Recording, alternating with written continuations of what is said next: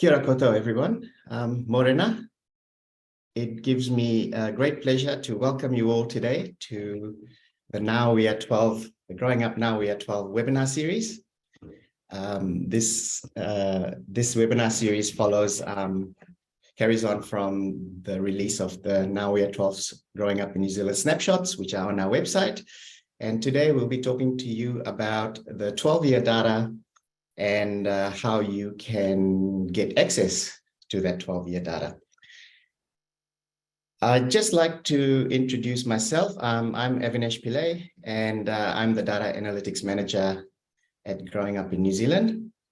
And joining me today will be Caroline Walker, Senior Research Fellow, Growing Up, and Natalie Redstone, Senior Analyst from the Ministry of Social Development. Thank you, Caroline. So today, this is the agenda for today, and Caroline will be starting us off.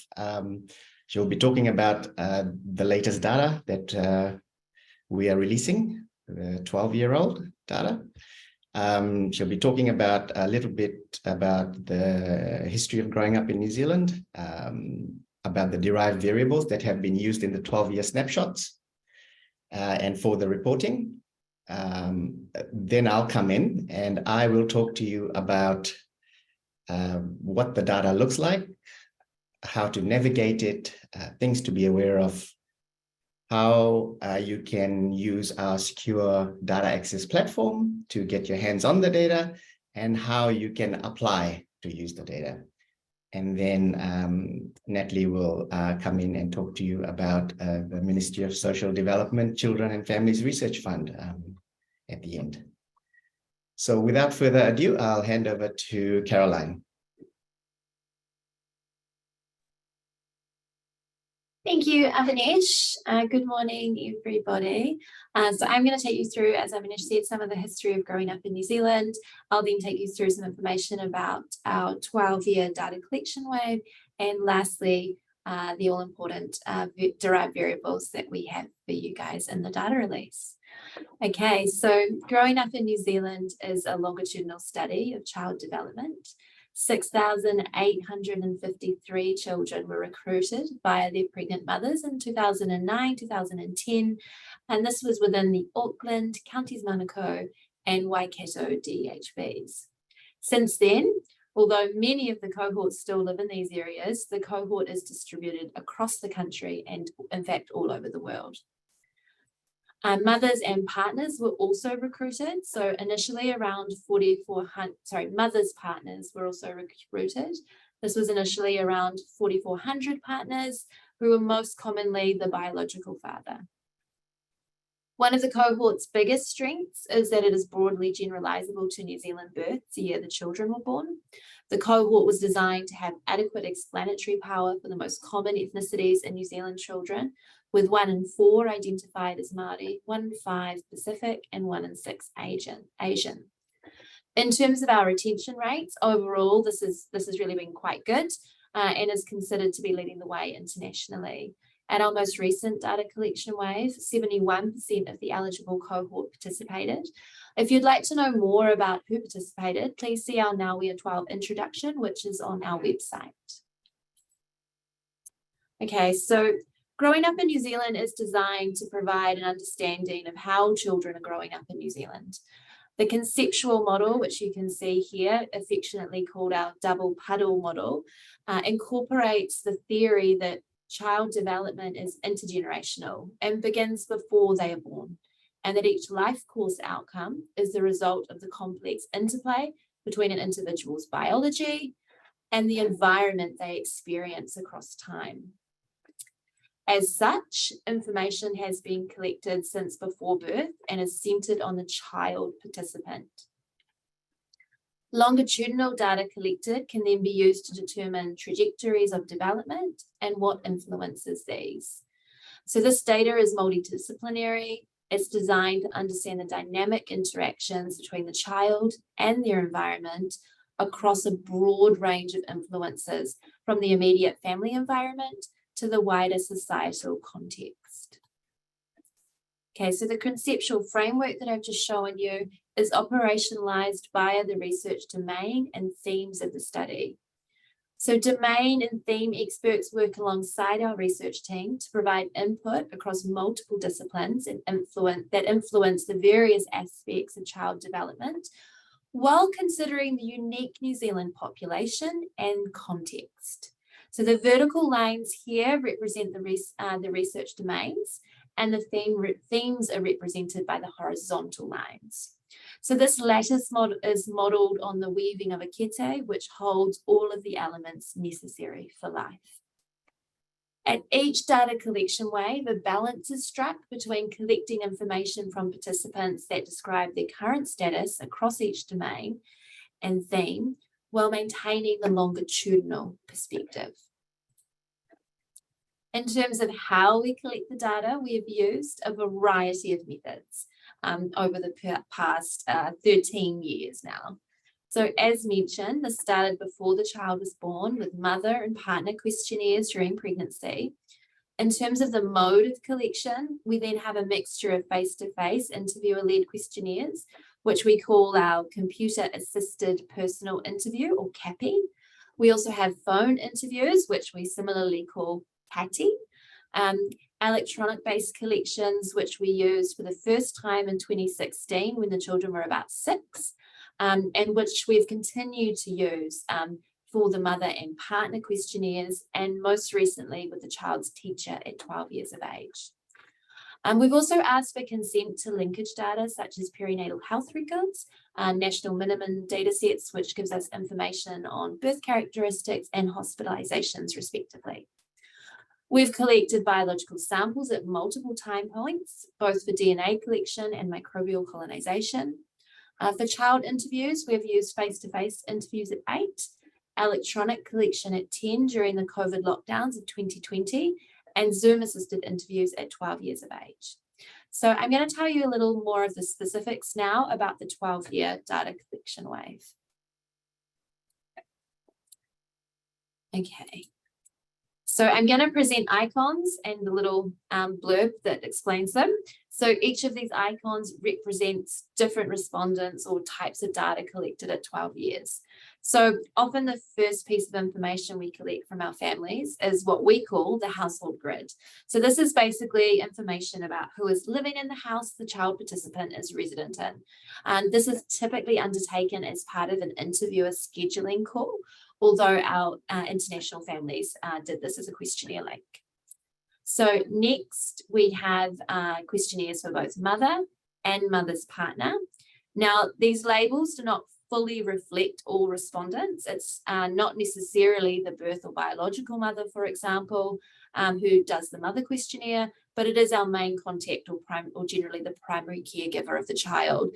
Now it's important to note that this can change over time, but that each respondent has a unique identifier that is linked via a family ID. We typically ask both respondents about themselves, their household, and about the child. We then have the child questionnaire and the child activities, and despite my little picture here, we did not ask the children to juggle. So in the past, the child activities have been interviewer assisted in the home. And in this case, the young person completed the questionnaire during a Zoom interview because of the COVID restrictions. So at the 12-year, we also collected some microbiome samples from the young people. This was a self-collection method where participants who consented were sent a self-collection kit and returned these to us via courier. Lastly, we asked for consent to link to health and education records. We also asked mothers to consent and young people to assent to contacting the participant's teacher to complete a teacher questionnaire about the young person. Okay, so in terms of the information we collect about participants from the different respondents during this wave, I've tried to summarize this for you within our research domains and by the respondent. So firstly, from the mother and partner questionnaires, we collected a range of information across 6 domains. So from culture and identity, we collected ethnic identity and discrimination. From the health and wellbeing domain, we collected general health and health behaviours such as smoking, vaping, alcohol and drug use. From the psychosocial and cognitive domain, we've collected information about mental health, including depression, anxiety and stress, as well as life satisfaction, and of course, worries and fears about COVID. In the family and whānau domain, we've collected information about household structure, parenting, the home and family environment, as well as sources of support and information about relationships. In the SCON domain, we've collected information about material well-being, housing, and convictions. We've also collected updated information about the mother and mother's partner's educational qualifications. In terms of the child-centric information, we've collected information about identity, including both ethnic and gender identity, as well as iwi affiliation. We've also collected information about Māori identity and cultural engagement, Te Reo Māori receptive vocabulary, discrimination and acceptance. In the health and wellbeing domain, we've collected information about their general health, quality of life. We've also collected information about puberty, body size, food intake and behaviours, sleep, activity and immunisation. In the psych and cog domain, we've collected information about mental health, including depression, anxiety and resilience. We've also collected information on bullying, behaviour, impulsivity and inhibitory control. In the family and whānau domain, we've collected information about relationships with peers, parents, teachers, and special adults. We've also collected information about parenting from the child's perspective and time use. In the SCON domain, we've collected information about young people's money and how they use it and whether they get any, their neighbourhoods, their safety in those neighbourhoods, and also some questions around time use and autonomy. Lastly, in the education domain, we've collected quite a bit of information about school. This has included young people's school engagement and satisfaction, as well as academic efficacy and buoyancy, parental expectations, relationships with the teacher, and of course, learning and disability support. As I mentioned before, we also had a teacher questionnaire. So we collected information from after consent from the mother and assent from the young person. We contacted teachers to complete a questionnaire. We included information about the teachers themselves, so their gender identity and their ethnic identity. We also included information about obviously the learning environment that the young people were in, as well as questions about their relationships, cognition, competencies, and learning needs. We also collected information about bullying and the school decile. So just noting, as some of you will be aware, the school decile is no longer, and we now have the equity index. However, when we did this data collection in 2021, that was not available.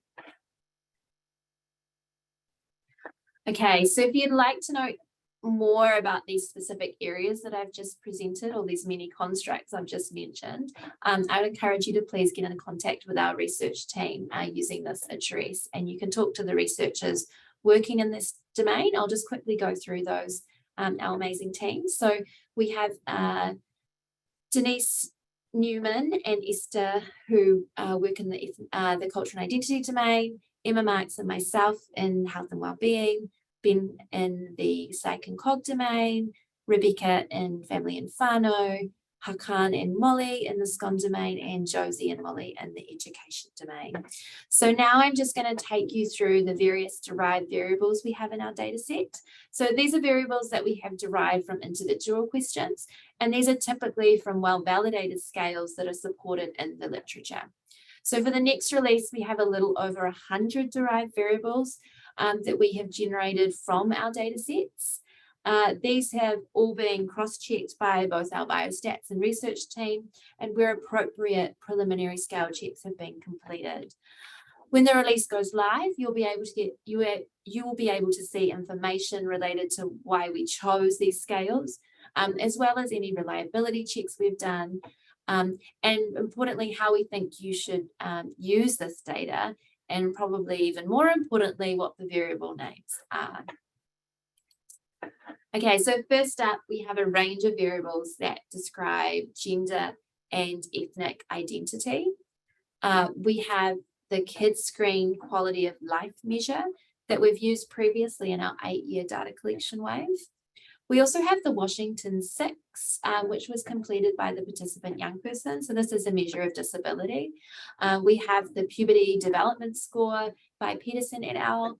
And we've also created associated Tanner stage based on these questions, which were about body development.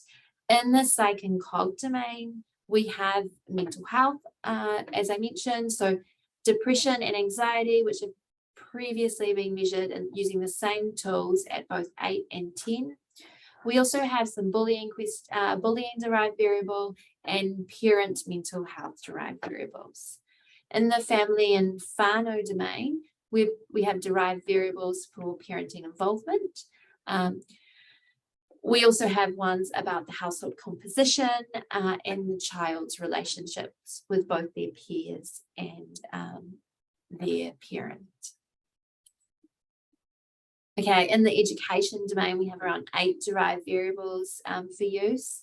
This includes school satisfaction, school engagement, academic buoyancy, student-teacher relationships, academic efficacy, and parental involvement in school. Lastly, in the SCON domain, we have found we have food insecurity, material hardship, household tenure, household crowding. This includes both a simple crowding index that we've derived before, for those of you familiar with our data sets, but we've also derived the Canadian crowding index. We have equivalized household income as a derived variable, and we also have some based on geospatial data. So this includes NZ depth, region, DHB, and rurality. We have some derived variables from our teacher questionnaire as well, and these are almost ready for release. These will be coming very soon after our teacher report is released. But wait, there's more. There are many more derived variables to come, and our research and biostats team will be working hard to get these to you. This includes both derived variables from the questionnaire data as well as our linkage data for health and education records. So just to finish up, a brief summary of the 12-year. We've collected information from the young person, their mother, the mother's partner, and the young person's teacher. The data collection wave occurred during the COVID-19 pandemic, so this necessitated the use of Zoom rather than our face-to-face interviews in the home. We collected child respondent data using a Zoom-assisted interview. Mother, partner, and teacher data was collected electronically. So in total, 4,500 of our respondents resided in Aotearoa. Over 1 in 5 identified as Māori, 17% as Pacific, and 15% of Asian. Around half identified solely as European. Now, if you notice that these numbers don't quite add up to 100, that's because this reflects total response for participants, and they were able to select multiple ethnicities. In terms of gender identity, around 46% identified as cisgender boys, 38% as cisgender girls, and 16.5% identified as either transgender, non-binary, or they were unsure about their gender identity. So if you would like to know more about who participated and any of our initial findings, please see our latest reports on our website. So I'm now going to hand over to Avanish, and he's going to tell you all about our data sets and how to navigate them. Thank you very much.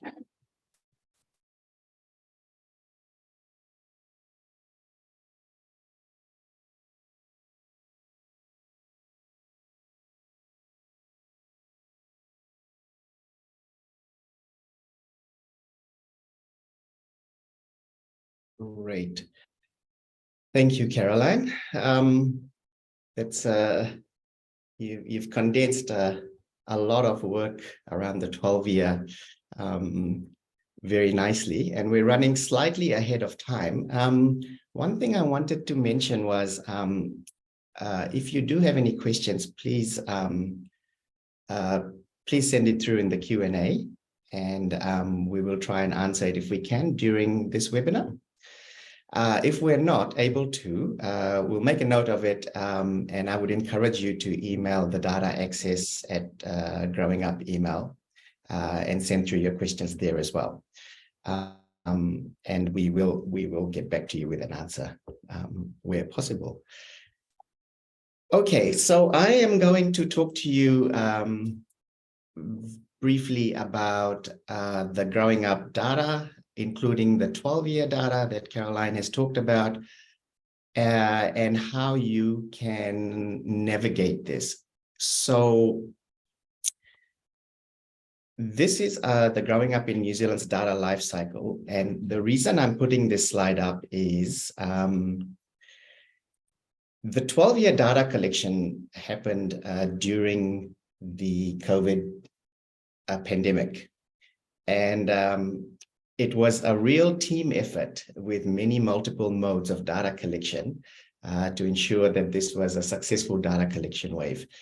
And I'd just like to take this opportunity to acknowledge the teams at Growing Up in New Zealand that were involved in collecting the raw data, coding all the text information, cleaning it, the teams involved in deriving the information and checking it, teams involved in collating all the data, putting some order to them, and then making it available for research. So these are the field operations teams, the comms teams, the data management team, the research team, the admin staff, the biostatistics team, and all the other staff at Growing Up that made this happen.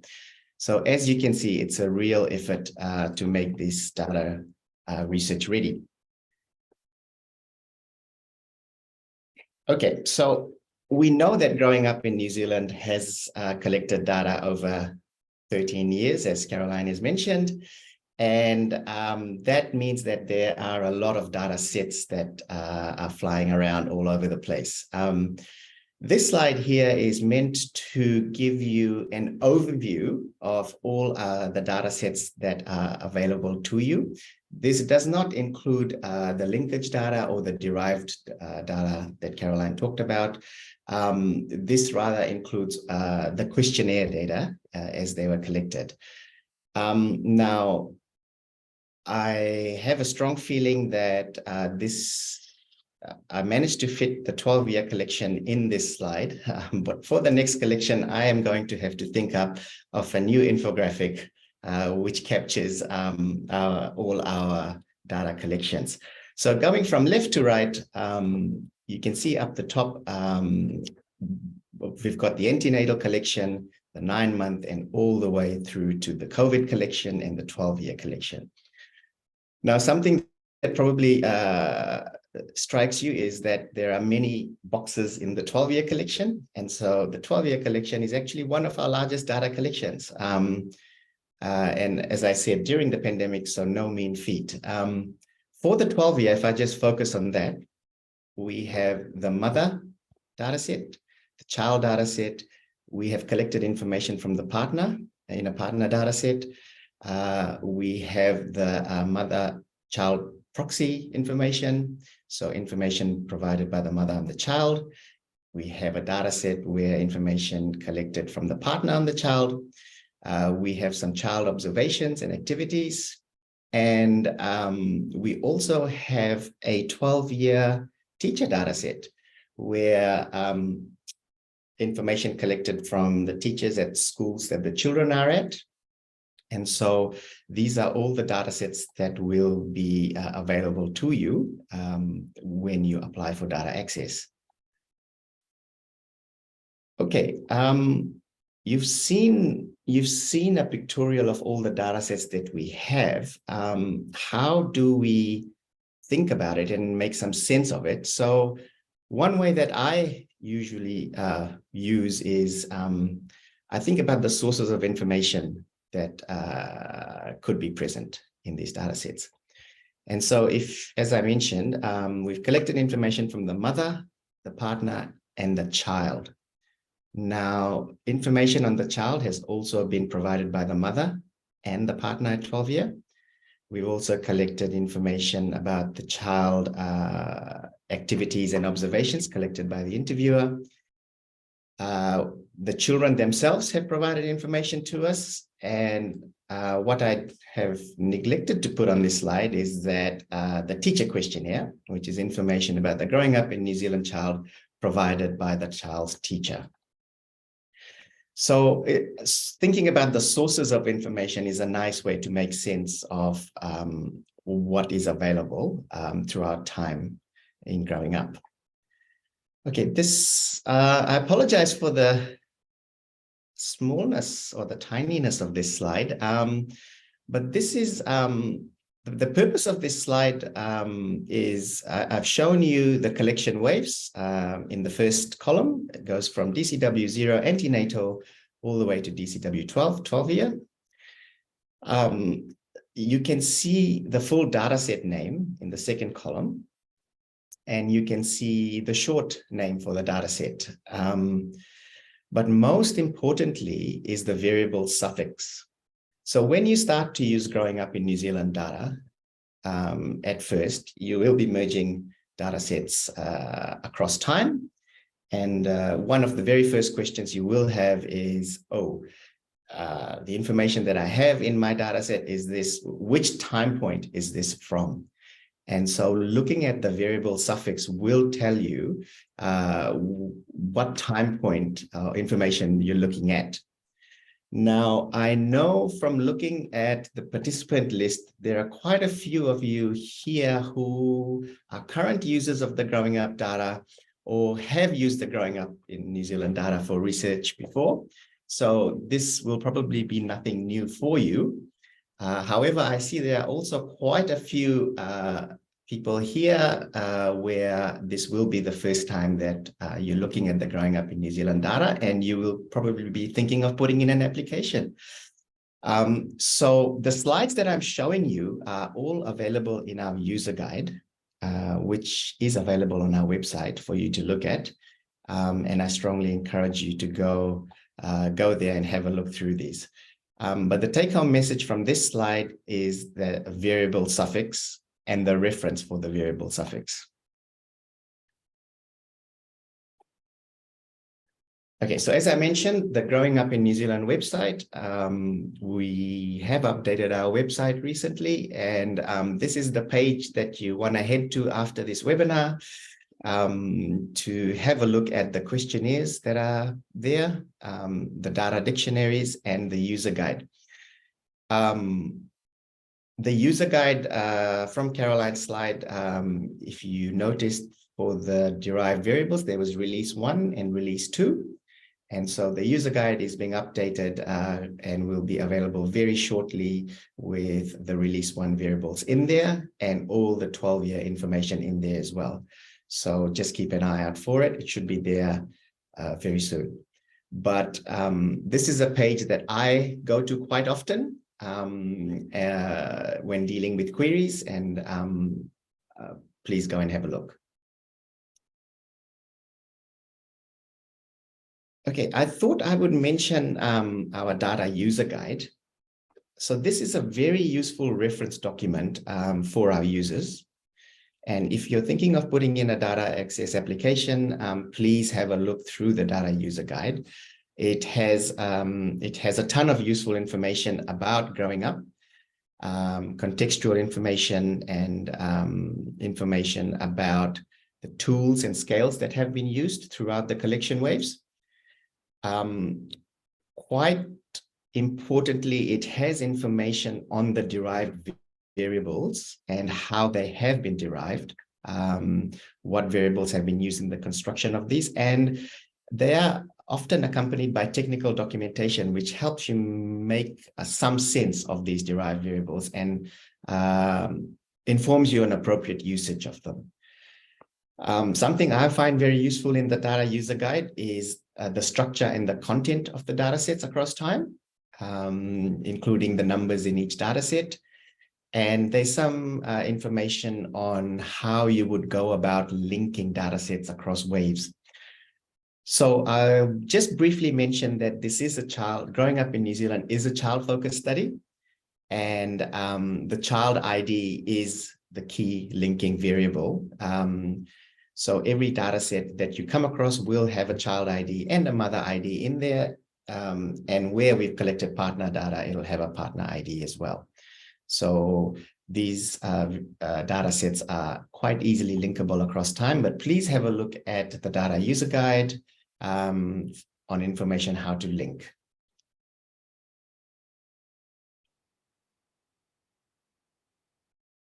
Great. I see there are questions flowing in.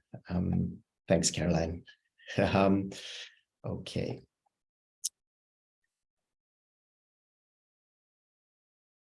Okay. That's probably all that I'm going to say about navigating the data sets. I'm more than happy to take any of your questions. Please email the data access at Growing Up email address, and I will make sure I respond to your questions. I'd just like to take 5 or so minutes to talk about, let's assume you've put in a data access application. I'll talk about that next. The process, you put in a data application process, it has been successful. Now, how do you actually start using the data? So what I want to talk to you about is the Growing Up in New Zealand Secure Data Access Platform. It is an AWS secure data platform. So what happens is every user with a successful data access application will then get their login details to sign onto this platform. Now, the login details will be your University of Auckland login. If you're not a University of Auckland staff or student, you can create a University of Auckland login very easily. Instructions will be sent to you on how to do that. So you log in with that, and it's multi-factor authentication. Now, it's a very secure data access platform. It is standards-based, and it supports the 5 safes of Growing Up in New Zealand data. Every researcher will get their own workspace, and I'll show you on the next slide what that looks like. So think of it as your virtual machine. This virtual machine or workspace can be customized depending on your project and your computing needs. The platform does support collaboration within a research team. So you can share your code and your data within your project. And if you let us know with prior approval, we can then share it with others as well on the platform.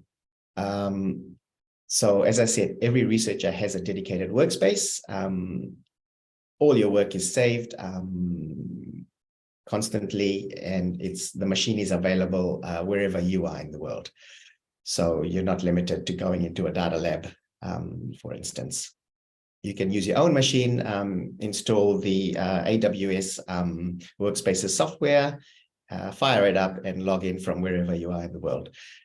The software available for researchers currently, we have RStudio. We have Insight software, which is a very easy to use software developed by the University of Auckland, which will allow you to navigate the data sets. We have SPSS, we have Stata, and of course we have Office for you. Now, I anticipate a lot of questions about available software arriving in the Growing Up inbox. What I can tell you is the software availability options and licensing, in addition to what I've shown here, are being worked through by the Growing Up team. So stay tuned for that. But currently, this is what we have on offer for researchers to utilize Growing Up in New Zealand data.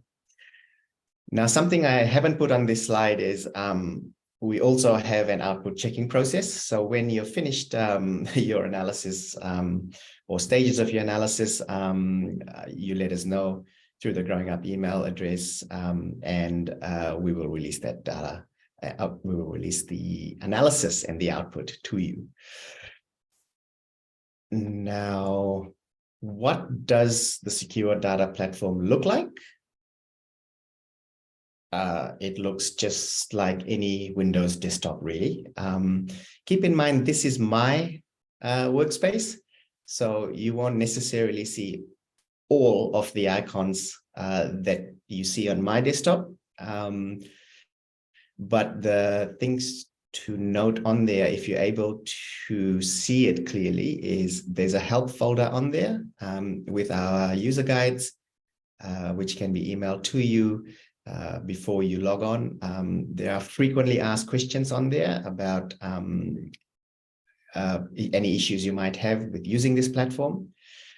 And I've got a folder there called Growing Up in New Zealand Research Datasets, and that's where all your datasets will be, the datasets that you have applied for and have access to, including the software icons that you see there. So that's the Growing Up in New Zealand AWS Secure Data Platform, which all users will be using. We're transitioning to all Growing Up in New Zealand research users using this platform. Okay, I will move on to talking about the Growing Up in New Zealand data access process. So you've thought about it, you're ready to put in an application, and you're wondering, what do I do now? Okay, so you've attended the data access workshop, or you've watched the recording online, you've gone to our website and you've completed an application form. If you are not able to find an application form, please email the data access email and we will send it to you. You've completed the form and you've sent it back to the data access coordinator. Great. What happens now? So the Growing Up in New Zealand team will check, we'll do a quick check on the quality of your application. And this means that we are checking for the information that you have requested is available and able to be used to answer the questions that you have. So we'll do that check. The research team and the biostats team will do that check. The time for doing that check is 4 working days at the moment.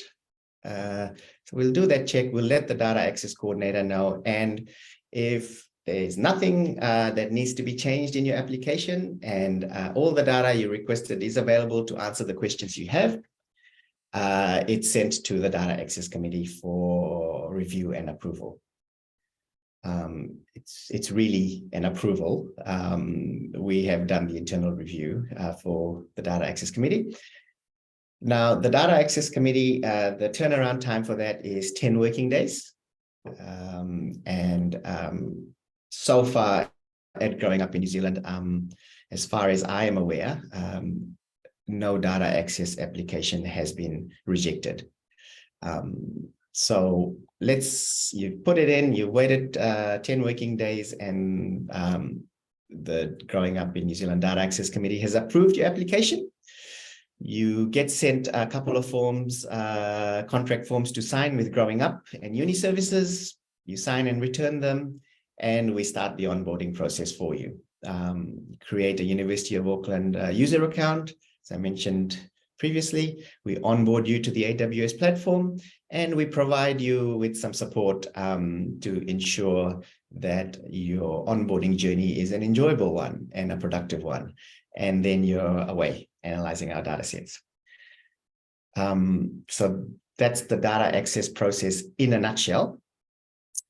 The documentation you'll need, please head to our website, refer to the user guide, look at the questionnaires and the data dictionaries, and then put in your data access application, and then send it to dataaccess@growingup.co.nz.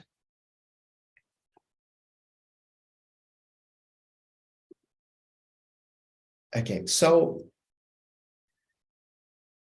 a document that you will need to have a look at when applying for data access is our data access protocol. So the data access protocol, it's on our website. It outlines the principles governing the data access process. I've gone through very quickly what the application process is in a nutshell, but this will outline the steps for you in some detail.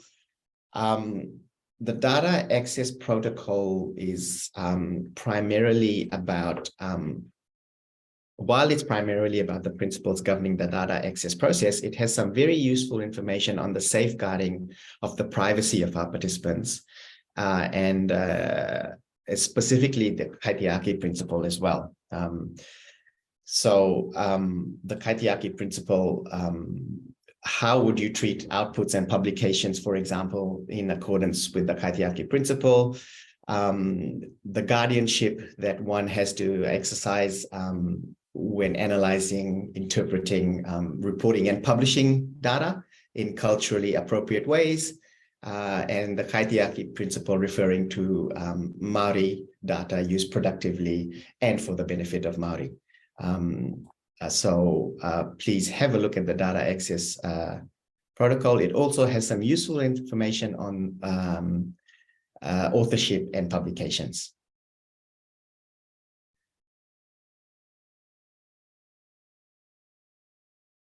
Okay, that's all I wanted to say about this process.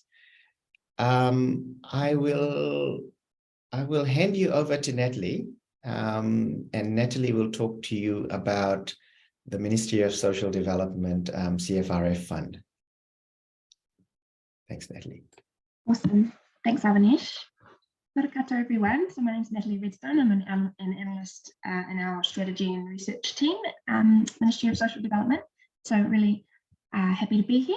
I'm just going to talk to you a little bit. It won't be much, just a few minutes around our children and families research fund that we have available, and talk about what it is. We're undergoing some changes at the moment, and just in next steps here, so that you can have a bit of a clear understanding of it. So each year, the government awards up to $750,000 in funding for social policy relevant research, which aims to further investigate the information gathered by the Growing Up in New Zealand longitudinal study. So the overall kind of principle of the fund is that the analysis of WIN's data can help shape government policies that improve the lives of children and families.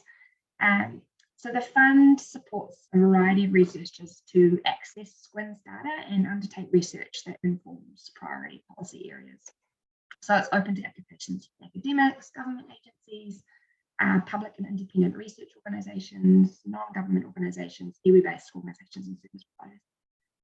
The aim is to support research that meets the evidence needs of New Zealand's diverse population, and also build the capacity for research with longitudinal data, including early career researchers and those outside of academia. So generally, the collaborations between groups are really encouraged, and joint working relationships between relevant policy agencies and researchers are really expected, so that we get richer research insights and more comprehensive analysis of how we can improve the wellbeing of New Zealand tamariki and their whānau. So we are still really encouraging researchers to engage with government agencies to use and utilise and explore WIN's data.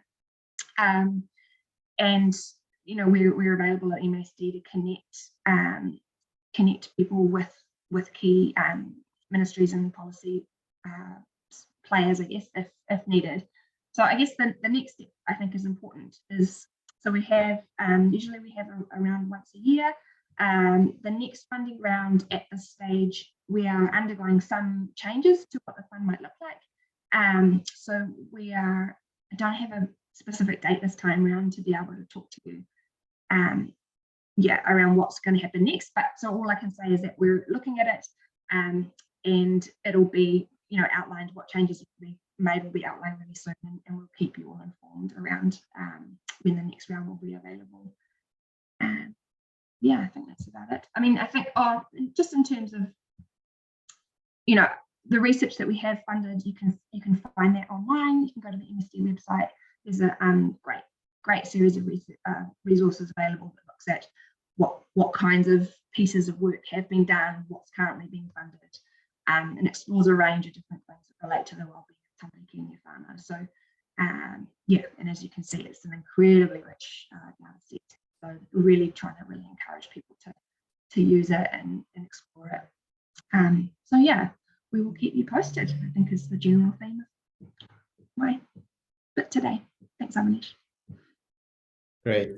Thanks, Natalie. Yes, so please stay tuned for the MSD Families and Children's Research Fund announcements on funding on using Growing Up in New Zealand data. Caroline, was there anything you wanted to add in terms of answering the questions? Yeah, I've been typing furiously, trying to answer all your questions. I haven't got to all of them, so we can answer those questions via email for you guys. Apologies, I couldn't quite get to everybody's questions, but hopefully I got to most. Thank you, Caroline. So yes, please, we will take a copy of all the questions, and we will get back to you if it's not an anonymous question.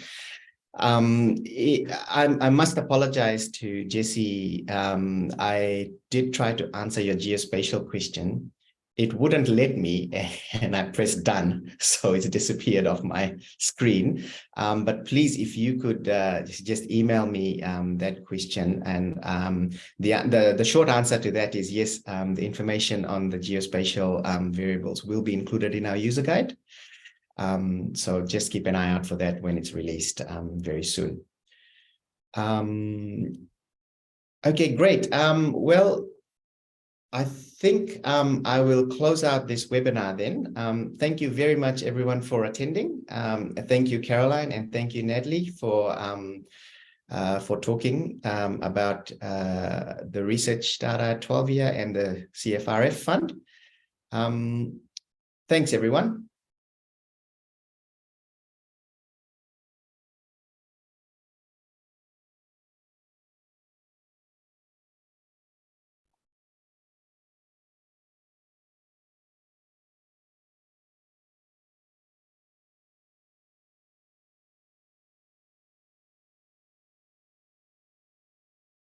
Caroline, you stop the recording.